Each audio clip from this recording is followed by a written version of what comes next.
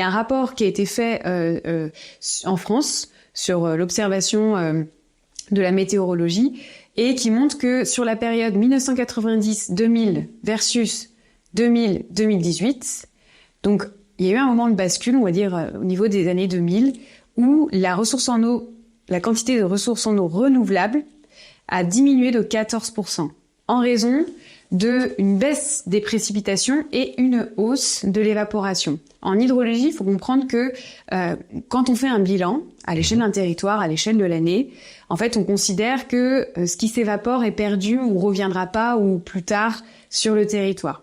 Donc, quand on regarde les entrées, on fait les sorties, on considère qu'en France, il y a une baisse de 14%. En France, il y a 500 milliards de mètres cubes qui nous tombent sur la tête via les pluies. Il y en a 60% qui repartent dans l'atmosphère. Le reste va s'infiltrer dans les nappes, se stocker dans les lacs, couler dans les rivières, repartir à la mer.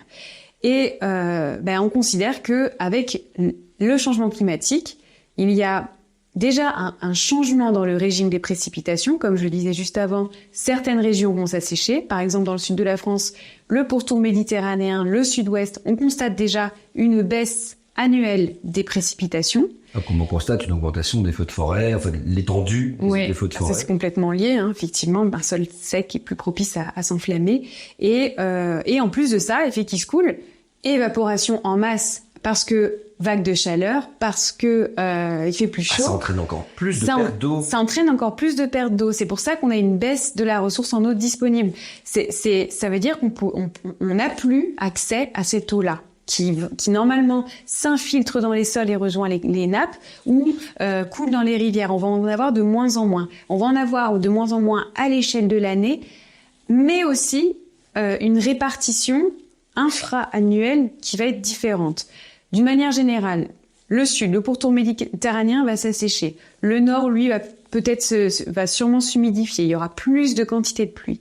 Par contre, ce qu'on va observer, c'est des événements extrêmes, plus intenses, plus fréquents et plus longs en termes de durée. On constate déjà en 2022, 2023, mais on n'a pas pris, je pense, la mesure de tous ces impacts-là et à quel point c'est complexe en fait d'établir des liens entre le climat, nos aménagements, etc. Pour répondre à ta question, je pense que depuis 2000, il y a quelque chose qui a changé. On n'arrive pas encore à prendre du recul en termes de statistiques sur à quelle mesure en fait et est-ce que ça va plus vite que ce qui était prédit. Mais par contre, je dirais que, et de manière assez frappante, on le voit depuis, moi je dirais 2016, 2017, où là on voit année sèche, année sèche, année sèche, année sèche. Juste 2021, une sorte d'anomalie en France avec un été hyper humide, mais tous les ans depuis 2016, en fait, on a des sécheresses qui gagnent en intensité et qui gagnent en durée. Et là, on l'a vu en 2022, c'était assez effroyable, une sécheresse très longue, très intense qui se cumule à des vagues de chaleur et on en arrive à un constat hyper critique et qui a duré avec l'hiver 2023 hyper sec.